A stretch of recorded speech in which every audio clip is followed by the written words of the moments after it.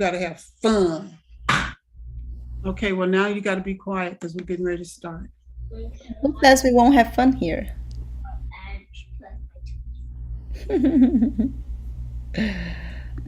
All right.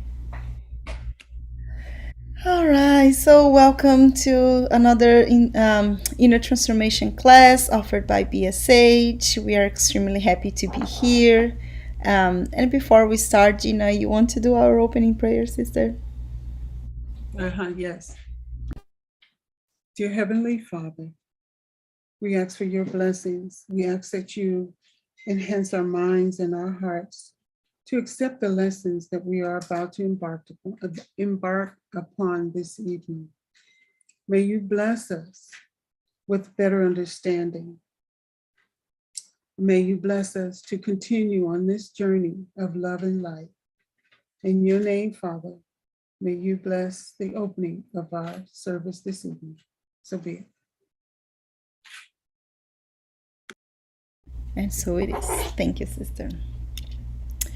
All right. So last week we were talking about forgiveness, mercy, and tolerance, and how it connects with moderation, which is one of the 13 virtues that Benjamin Franklin told us. And we didn't have time to finish all of this. So we will jump straight to the second part.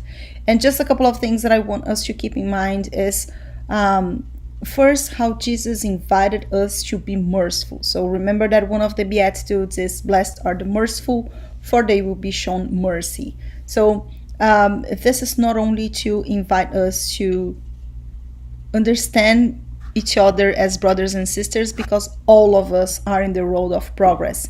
And as such, all of us will make mistakes.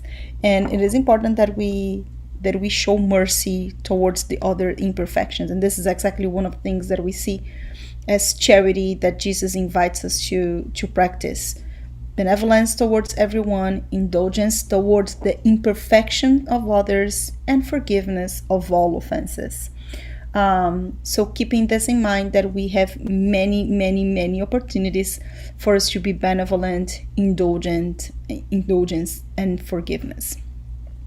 So then we discuss about how many times we have to forgive. Remember that Jesus told us for us not to count, but to just keep forgiving, because whenever we do that, we just set us free from the prison that we put ourselves in.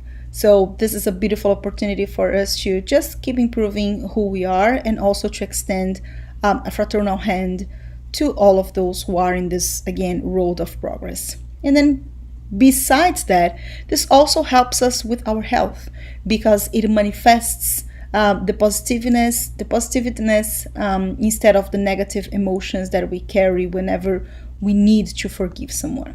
So we were discussing about how it all influences our health, and we discussed in depth what Dr. Fred Luskin invited us to think about, how health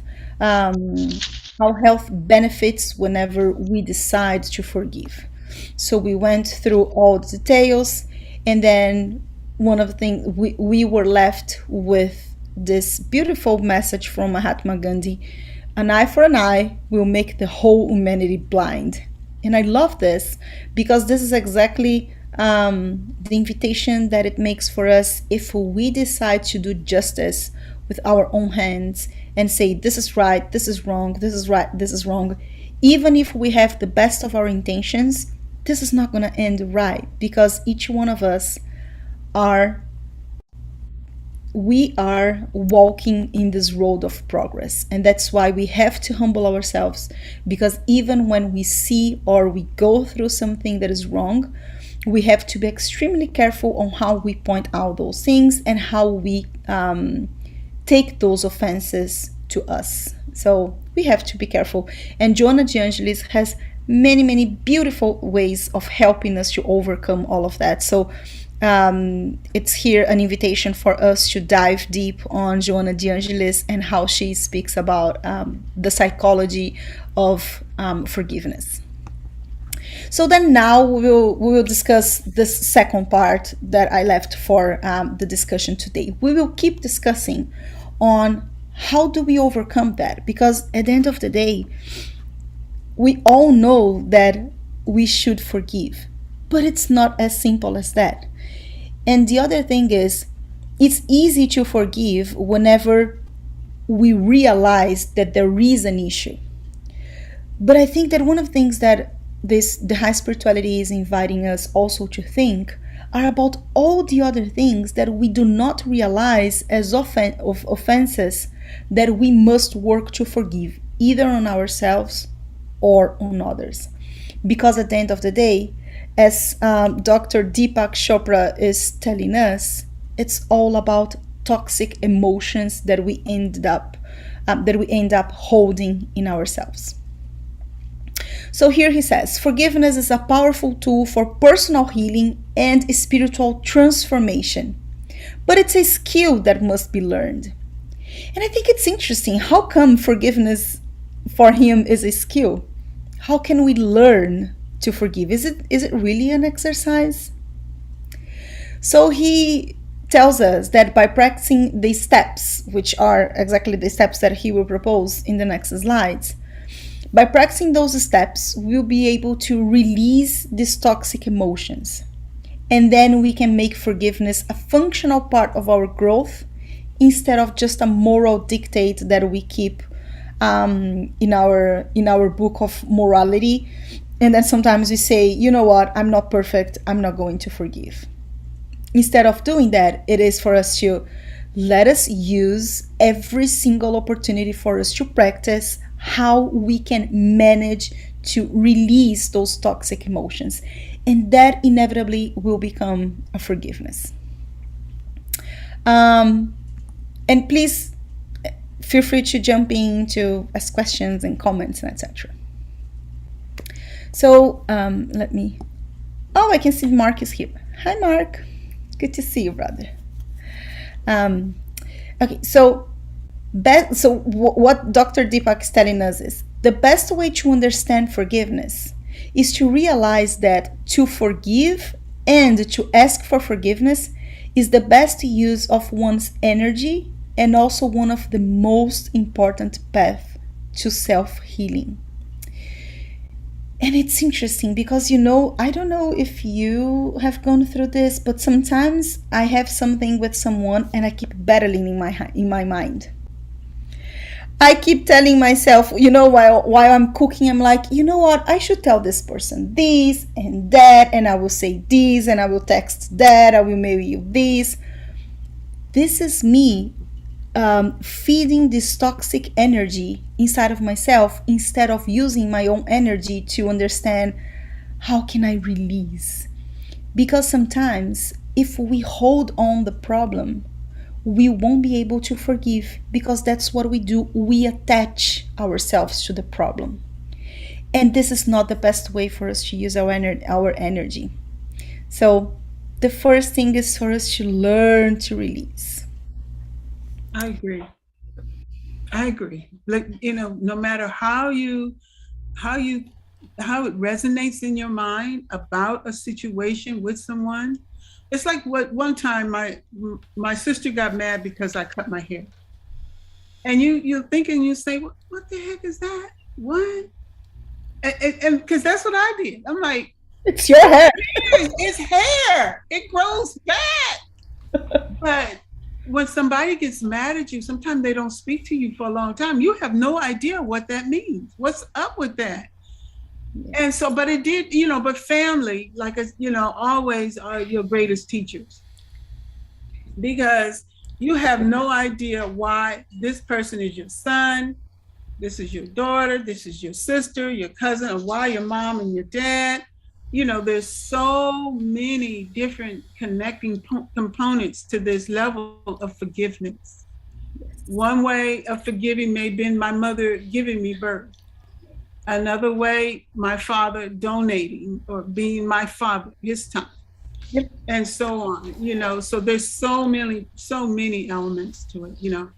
So yeah, and I do think it is more harmful, because when we're thinking about it in our head and we're talking to them, we're emitting that energy.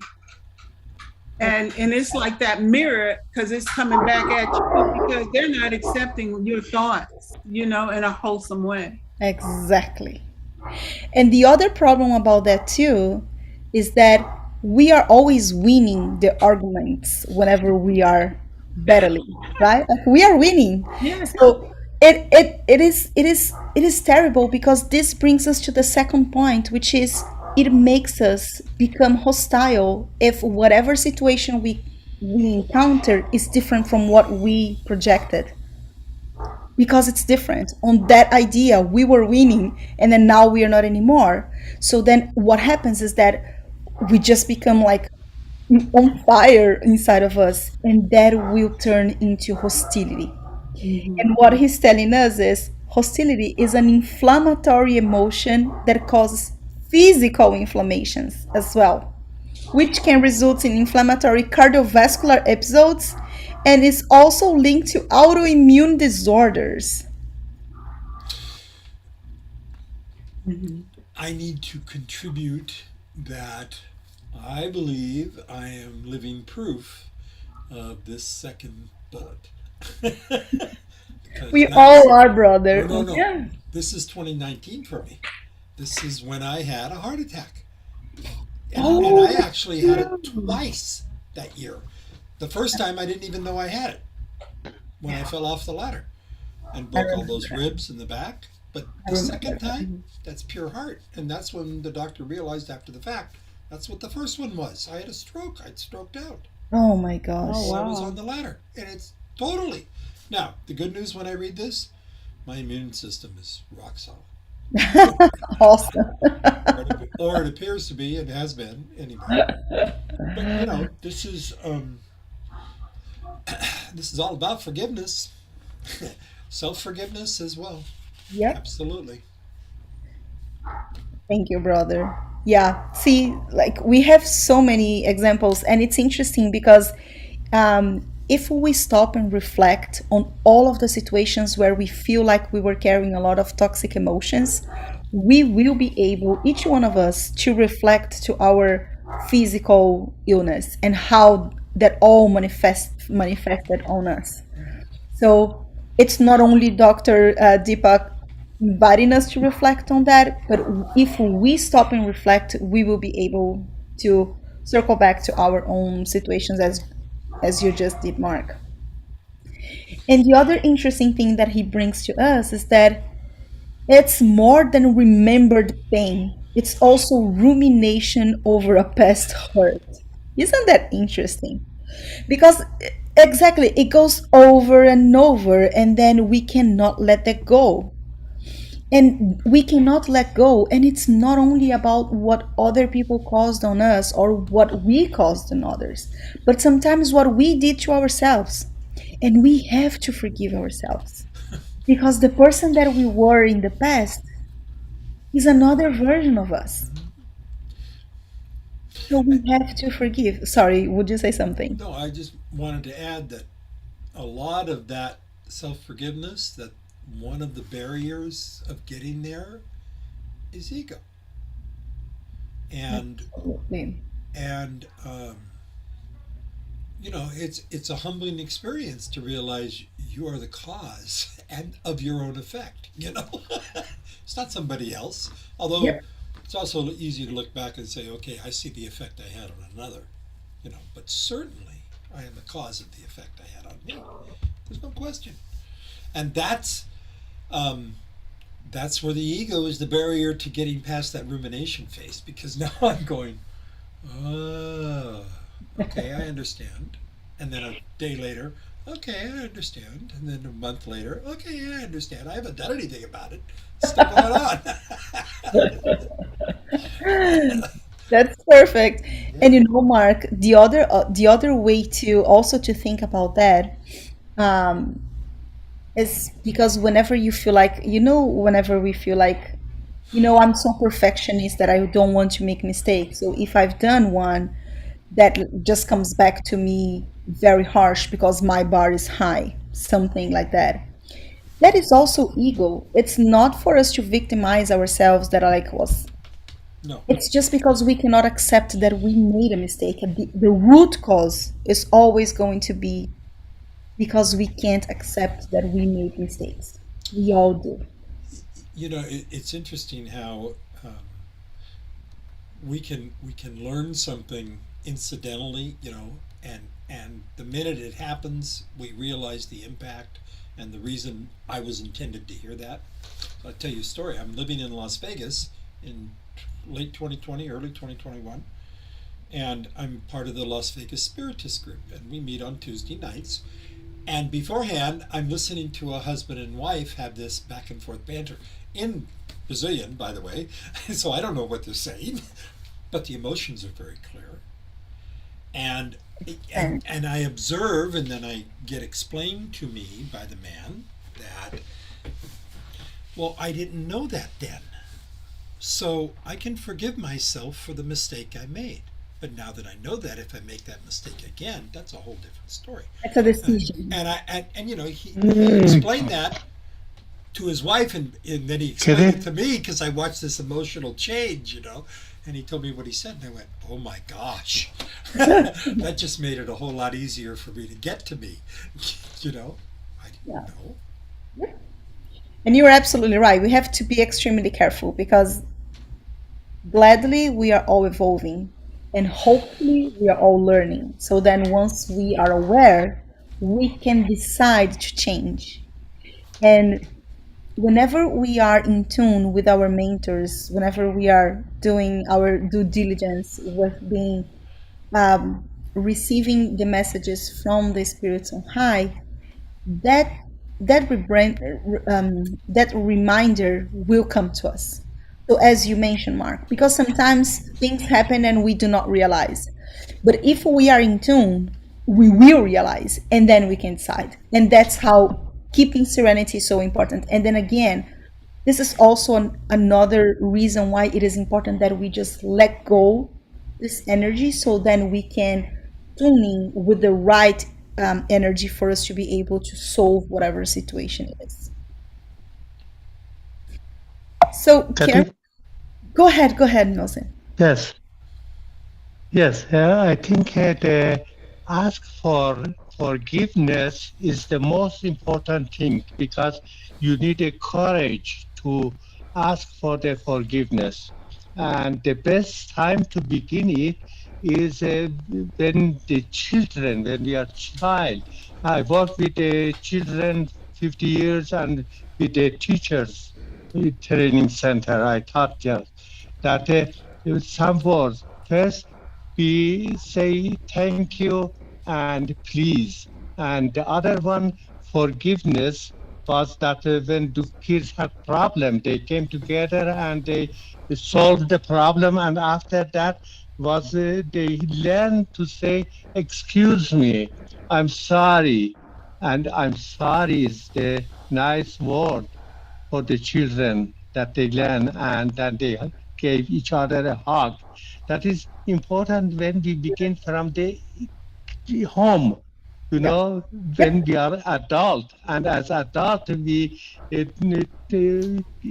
don't have fear to say to our children, to the small young people, "I'm sorry, forgive me."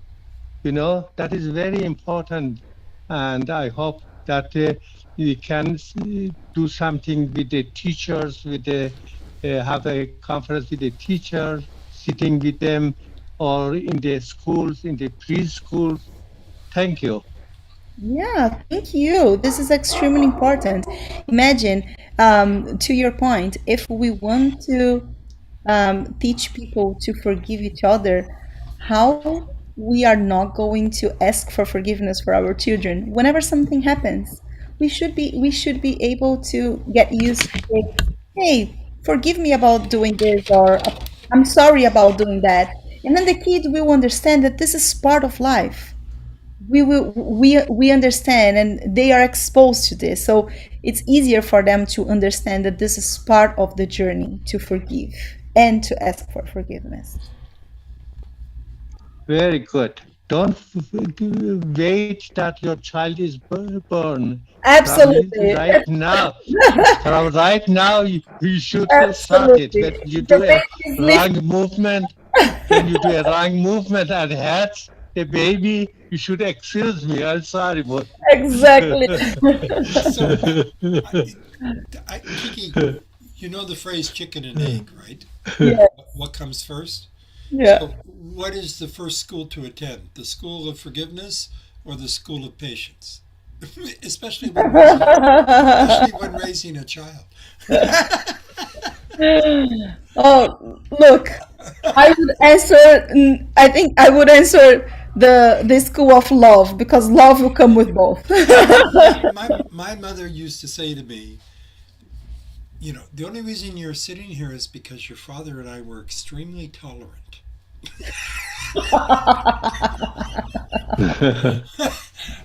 And you know, when I became a father at 45, I understood Then that. you understood.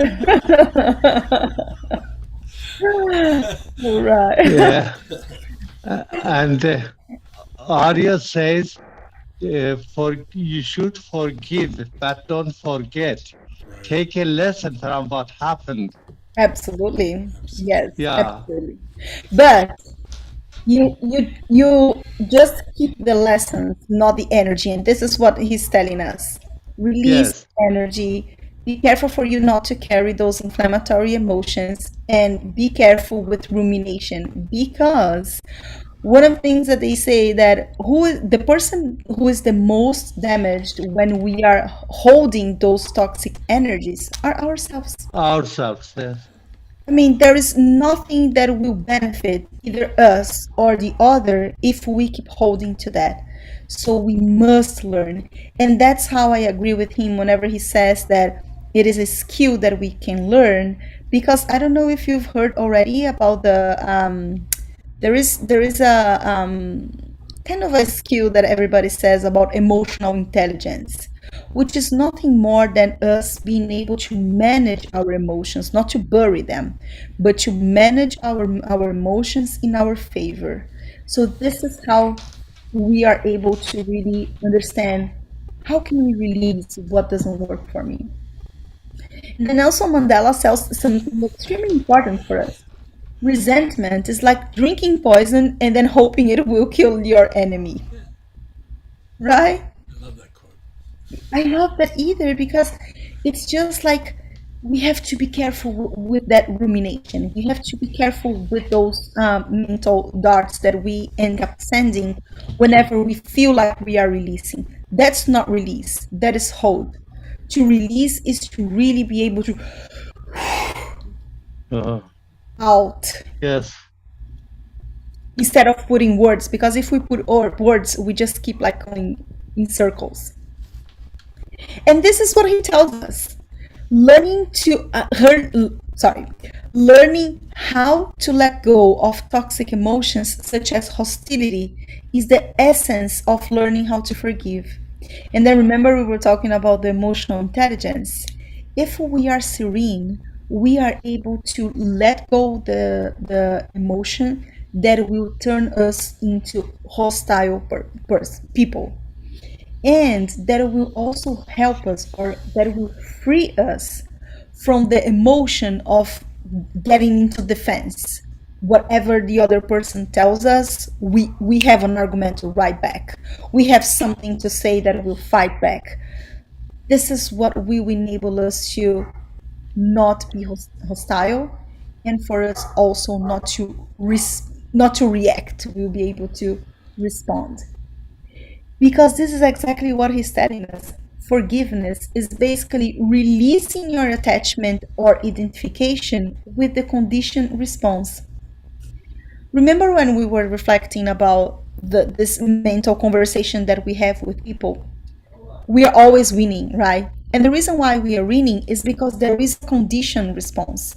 We are already prepared to listen what that person is going to say, and then we are ready to give that response. So we are conditioning that relationship, that conversation, to something that makes us in a position that we have the right arguments at the right place. I'm sorry. And in this case, the forgiveness come regardless if we are winning or not the argument, regardless if that person did right or wrong.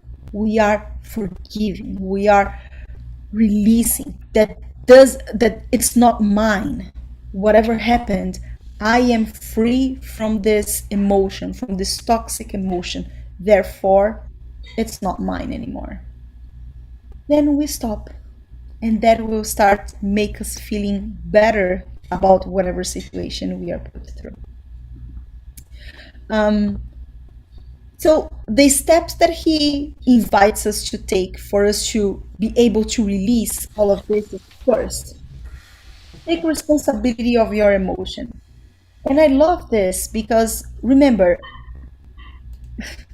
if we create an expectation that is broken, that's on us. We created the expectation. The other person does not have the duty to comply with whatever we created. Whoever that person is, if it's your husband, if it's your wife, if it's your mother, if it's your daughter, your son, whoever it is, if we created an expectation, that's on us. So we must take responsibility for what we are feeling. Then, as I mentioned earlier, we cannot bury the emotion, but acknowledge that and understand that emotion happened. And that's why I really love when we take those reflections to a therapist, for instance, or a psychologist, because someone with professional understanding supports us to go front to front to this emotion without feeling that pain over and over.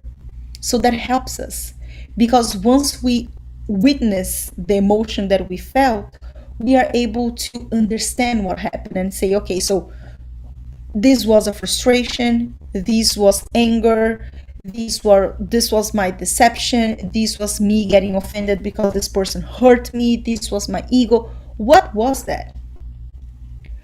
Once we understand, once we define and we are able to label that emotion, then we can understand how we want to express that, how we want to put that out. So instead of being hostile and giving the answer, instead of being hostile and shutting the door into someone's face, we can decide to express that emotion in many, many other different ways. We can transform if we are ready for that, or we can release. And then we can release that in many different ways, going to nature, talking to someone, praying, meditating, swimming. Water is amazing for that. Water helps us, Yes, right? yes, Water yes, is amazing. So go do some exercise, run, jogging, like doing some exercises will help us to sweat out of us this toxic emotion if we allow it to release. So let us understand how do we want to express that.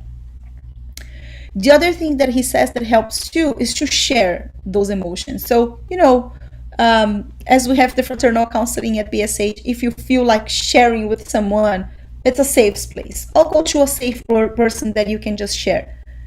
We must be careful because sharing our emotions is exactly the opposite from gossip. We are not making gossips here. We are here saying, I want to share what I'm feeling with someone safe because I need to put it out. And this is what it is about. So we have to be careful about not turning things into something that is completely not. The other thing that he tells us is that it helps if we release this emotion through ritual.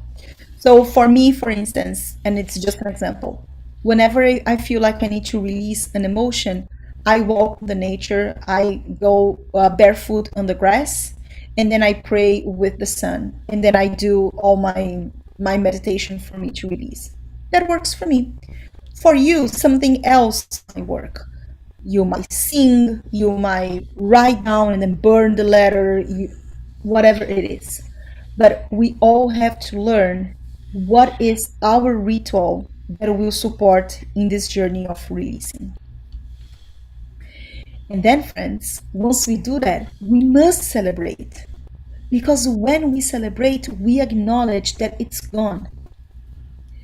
sometimes the emotion can even come back, and that's totally fine. Let's start all over again, because this will help us. As he said, it is an exercise, it's a skill that we acquire once we feel like, I want to do that, so help me. And I remember many times when I was struggling to forgive, I would pray and ask God to help me how to forgive. And that's, by the way, that's one of the things that on the Our Father we do, that I do. I pray, help me to genuinely forgive those who hurt me, because sometimes it's hard. So it's okay. It's a life journey. The other opportunity that we also have here. Why it's not moving? Click, click. Yeah, I try. Okay. So we also have another invitation here from Dr. Everett Worthington. He's also PhD in psychology, and he's bringing to us the importance and the connection between the mental and the physical health whenever we practice forgiveness. And he created, I think it's so cute. He created a methodology called REACH. There is this website, forgiving.org, but unfortunately it's not really working. I think it's old enough, but it's still very valuable when we think about the REACH. So REACH means, first, recall the hurt, which is very much connected to Dr. Deepak, right? Like, acknowledge what happened, understand what hurts. And this is the piece that I think, again, having someone that you trust for you to share and help you to understand what is the root cause of your pain, that will help us to then go to step 2, which is empathize with the one who committed the hurt. And I just want to remind us that Emmanuel, on the book Thought and Life, he tells us that understanding is the first step for any inner transformation. And why is that? Because as Jesus told us right at the beginning of the slides, being merciful is part of the lessons that he gave to us. We are all on the road of the progress. All of us. No exception. No exception. So we will hurt and we will get hurt. So let us empathize with the other person, because we have no idea whatsoever what drove that person to do what he or she did. And even if we think that we know, all of our knowledge will be biased on the understanding that we have from this lifetime, which is also not true. So we have to be very humble for us to make judgments about the other. So empathize with the other person is the second step. So the third is he suggests us to give this altruistic gift. Offer the altruistic gift of forgiveness, which is be truthful. And if you want to be compassionate and give the forgiveness, just give it. Do not ruminate the problem, because again, keep ruminating it, it's not going to help. So release. Be altruistic if you want, if that's your decision. So then you offer the forgiveness to the person or to yourself. But once you do that, make a commitment. Make a commitment to forgive. And it's going to happen. The problem is going to knock on your mental door again.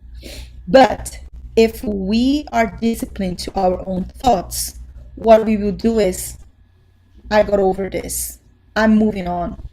I'm not going to spend more time thinking about that. And friends, one thing that we have to be extremely careful about is that sometimes we just sabotage ourselves, because it's a known place. Even if it hurts, we know that place. And then the new, it's unknown. Therefore, sometimes we are just like, but if I really forgive, then what? what's gonna happen? I will have to move on, and then the person is not gonna be here anymore. So I will be all empty, I will be all alone.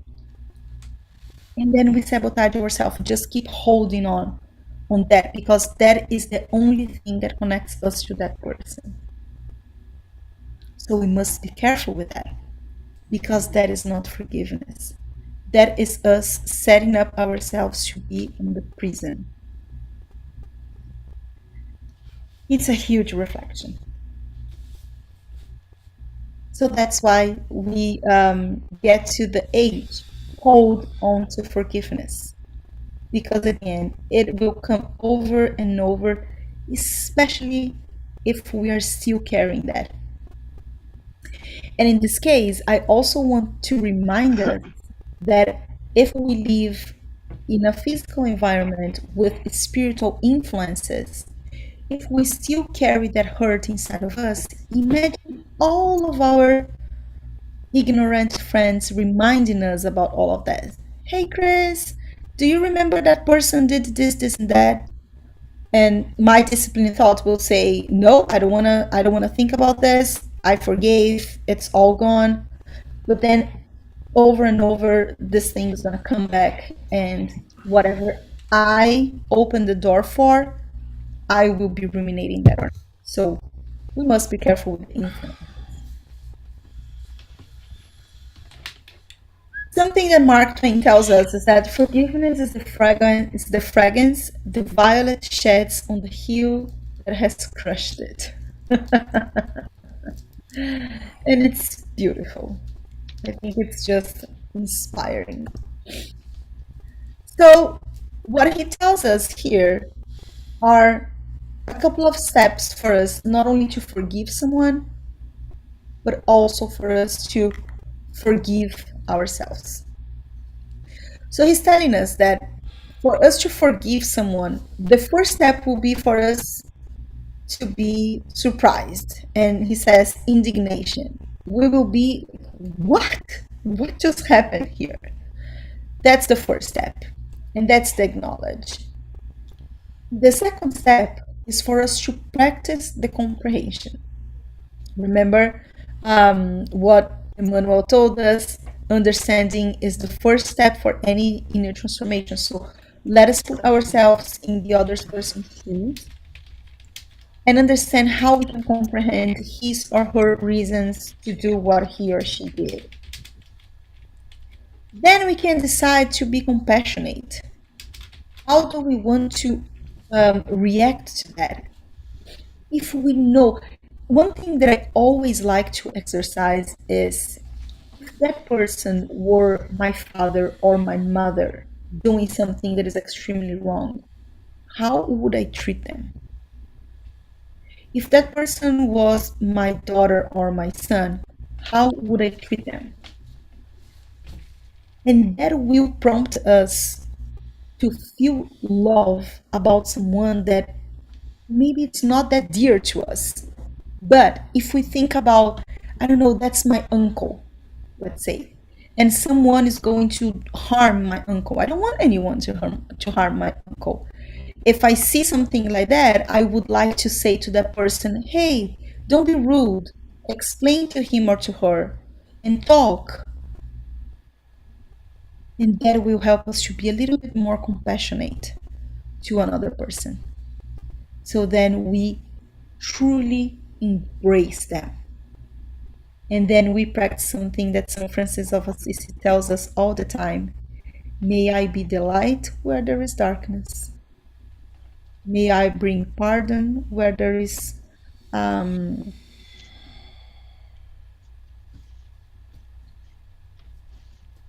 I forgot the word in English. But you understood what I said. May I bring light where there is darkness. And that will enable us to be merciful, which is exactly what Jesus told us to do. Give mercy so then we can also receive mercy. We are all on the same road of progress, hand to hand. Sometimes someone goes a little bit in the front, but we are all holding hands. That will enable us to arrive on number 5, which is forgetfulness. Once we understand what happened, once we decide to be compassionate, once we carry mercy, we are able to forgive. And friends, I'm not saying this is an easy path. I know that sometimes we are talking about people that suffered very strong offenses. I can think about like abuse, for instance, psychological abuse, physical abuse.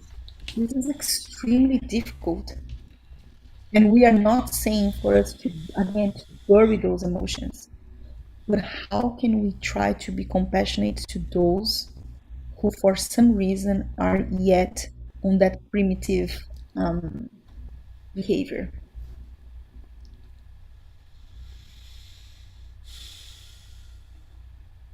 On the other hand, if we still have to forgive ourselves, and all of us, no exception, all of us are working on something that requires our self-forgiveness, and hopefully we are, because we are evolving and we want to be tomorrow a best version than who we are today and from who we were in the past. But the first thing that we usually feel is guilt. We feel that sensation of, I can't believe I did that. That's shame on me. I shouldn't have done blah blah blah. All of that like brings guilt. But if we just stopping there again, we will be just feeding back that toxic emotion, and we will not be able to move forward. So once we transform that guilt in remorse, we are able to start feeling regretful. But only regret is not enough. We want to change, and this is the repentance. When we repent is when we decide, I do not want to do that again. Because as Chico Xavier reminds us, there is nothing that we can do to change the past. It's gone. However, we can and we must change the future. And changing the future starts with the attitudes that we'll do now. Once we achieve that repentance, we must accept who we are. Remember that we were discussing about the ego, that we sometimes we want to be so perfect that we can't accept that we made a mistake. We have to get over that ego so then we can accept who we are. We can accept that we are all, every one of us are beings in evolution.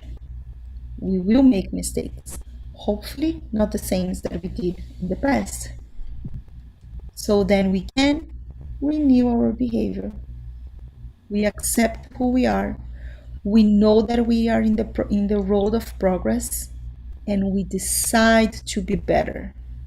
So regardless of what I did in the past, let me repent. This will drive us to repair my behavior.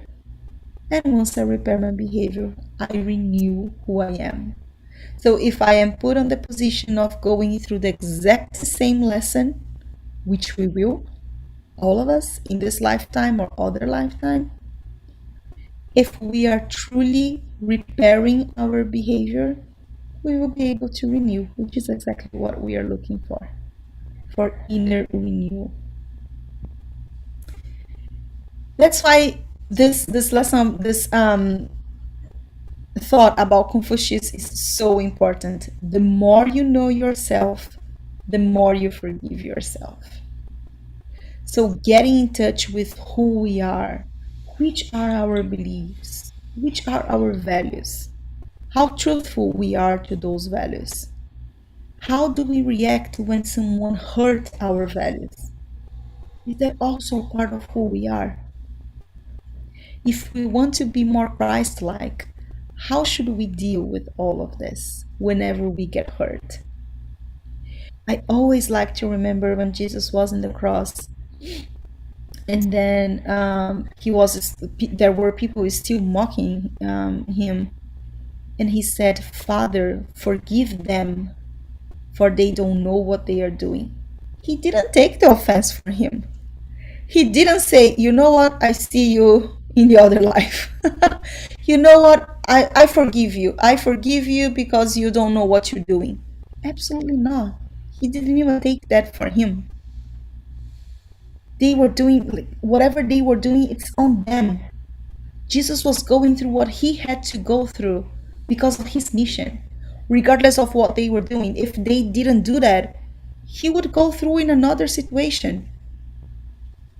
He knows that, because nothing, absolutely nothing happens without the desire of God. And when we truly accept that, we understand that whatever we go through is either for us to learn or for us to teach.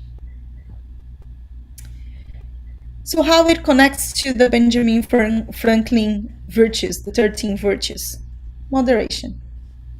He tells us, avoid extremes. And of course, if we just go to one extreme, the other extreme we're gonna fight with the other extreme. So avoid those extremes. Forbear resenting injuries so much as you think they deserve. Remember, we have to be careful with the judgments that we do. Learn to forgive injuries, letting go of grudges, thus avoiding actions that could lead to greater damages.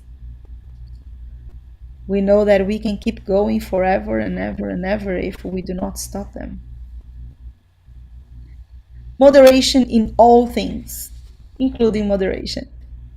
And I like to remember my dad once. I was very little and I can still remember about this. We were waiting for dinner, and then my dad was saying something that everything in excess is a problem. And I was young and I was like, I don't think so. And then we were doing an exercise. I was like, okay, so love in excess. And he was like, this is obsession. Religion in excess. This is fanatism. And then I was just exercising that with him. And it is really important that we do not go to any big extremes. And this reminds me about how beautiful and harmonic Jesus was. He wasn't extreme. He was harmonious. And if we want to be more Jesus-like, this is a great exercise for us. Abraham Lincoln says, am I not destroying my enemies when I make friends of them? So instead of going to the extreme of like, I don't want to do that, or I still want to be here, when we meet each other in the middle, this will enable us to walk hand in hand together. And that's what Jesus told us. He reminds us about the parable of the prodigal son, and I believe you all remember. So this is when the son asked for his money of the heir, and he decides to leave. So there were two sons. One stayed, and then the other one decided to leave. When he left, he faced all the crazy things. He spent all his money, and then at some point when he didn't have nothing more, he was so regretful that he decides to come back. And then when he comes back, the father didn't say, hey, that was your decision, you just leave. No. He says, let's have a feast and celebrate, for this son of mine was dead and he is alive again. He was lost and is found. So, my friends, we must celebrate not only whenever we, as the prodigal sons and daughters, come back to our own conscience and decide to be better people, but also to embrace all of those who decide to be better people to us. And then I remember that I briefly mentioned this in the first part. I love this story about Chico Xavier. So a lady once came to Chico Xavier complaining about her difficulty family, saying she couldn't stand them any longer. Her husband was too aggressive and her children drove her crazy. Chico reminded her that Jesus recommended that we must forgive not only 7 times, but 70 times 7. She replied to Chico, "Look, Chico, I'm aware of the amount and I have already forgiven my relatives over 490 times." Sometimes we do that, friends. We just count. I forgive that person and he did this 3 times already, so I know he's not going to change. We have to be careful with those judgments. Chico continues, "Well, my daughter, Emmanuel is by my side and he asks me to tell you that we must forgive 70 times 7 in each type of offense. There is still much more to forgive." So this, friend, is to remind us that not only Jesus is extremely benevolent to us, our Creator is benevolent to us, but also we should pass along this benevolence towards our brothers and sisters. So when Jesus said, "Forgive them, for they don't know what they are doing," he was just reminding all of us that we are all in this road of progress. So we are together on this. Let us hold hands, take a deep breath, and learn how to do that together.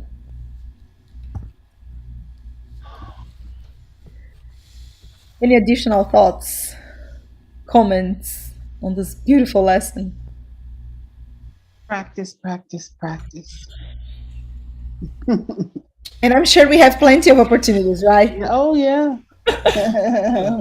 One of the things you said that absolutely resounded was, you can go for a period of time and not having thought about a person or an incident or a feeling, and assuming you've gotten through it and you've forgiven, and it comes back, and you realize, oh, I'm not done yet. Yeah, I've had that. Oh, yeah, all the time. And I'm like, Kitty. wow, Mark, when you said that, that reminds me of like, and I have to figure out, well, what part of this am I not letting go of? Yeah, exactly. Exactly. You know, you have to dig at it and dig at it. Well, hell, well, maybe I just simply just don't want to forgive them. Maybe I'm still pissed, or, I mean, you have to reevaluate the whole scenario. That's real. Exactly, sister. Remember that we were saying Nana. sometimes we want to stay on the pain because that's a known place. We know that. Yeah, So it's yeah, easy. familiar, yeah. Ew. Our personal pity. Go ahead, Mosen.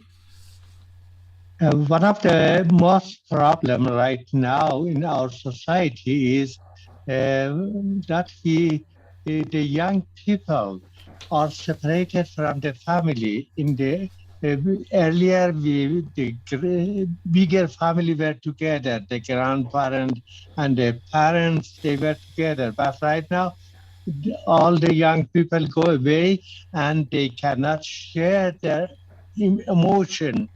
But we said that is very important to share the emotion and to somebody who thinks positively and can really help them.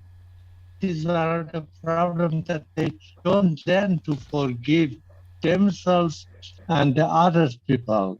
When they come from the school and they say, my parent doesn't love me anymore. Nobody is there to say, do you love yourself? Then it's okay. And tell them how to love themselves and how to forgive the other people. Thank you. Absolutely, Wilson. That's good. And I think it's interesting how you put that because, as you mentioned earlier, it is so important that we create this environment of forgiveness inside our own homes. So, if we want to teach our children to learn how to forgive, they must understand that it's okay to ask for forgiveness. It's not a problem. So, when the mother like apologizes for the father or the father for the mother and there for the children will replay back because they are experiencing this. They know that it's normal and it's a part of life. It's a part of life. So you're absolutely right. And creating this safe environment at home helps us tremendously in the future. So we all have We all have important duties. And I would just add that if we are successful in showing our children what it means to make a mistake, and then there's a forgiveness that takes place and life goes Yes. on, the benefits as they mature are tremendous. Um, you know, my wife and I have raised two men, and in the middle of it, we divorced. And later on, we moved back. I moved back into this. We're cohabitating in the same place. Talk about a living example. We're good friends. The issues that separated us, that divorced us, are forgiven. You know, and the boys get that. The men get that, and I think their relationships in the future will benefit from that. Absolutely. Absolutely. Absolutely. Knowing that doesn't happen every day. No, definitely doesn't. No, that's a unique situation. And you know what's funny? I have a brother who's the same thing, their ex, living with their ex. Well, the ex came to live with him. And that's family, so you don't separate family, if Yeah, that's all there is. and behind it all, there's a healthy amount of all these emotions that were carried around for all those years, from anger to guilt to whatever. Exactly. And how nice it is that that is behind. Yeah. That's a really interesting perspective to have, because Mhm. that's It is gone. That's exactly what they were saying, was what they were telling to us. It sets us free. Oh, Yeah. it's amazing. It For both sets of us us. free. Corey would say the same thing. Corey would say exactly the same thing. It's a very freeing experience. Yeah, no Mhm. baggage. You know, the Mhm. reality's still out there in the past, but it was what it was. Exactly. Exactly. All right, friends. So, thank you so much. Thank you. Thank Awesome. you. Thank you. Yeah, it was great. Yeah. Mark, you want to do our closing since Of Gina did course. our opening? Of course.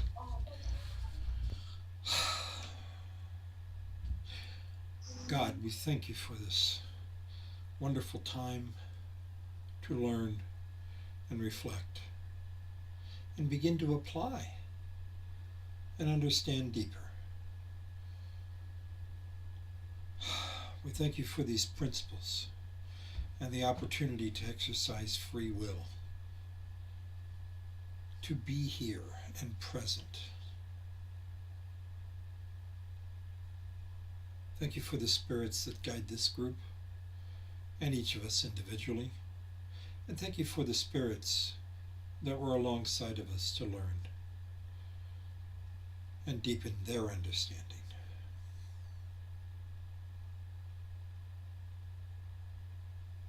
Thank you, God.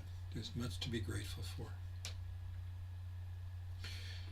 And I humbly request permission to close tonight's session. And so be it. Thank you. Thank you. Mama. Okay,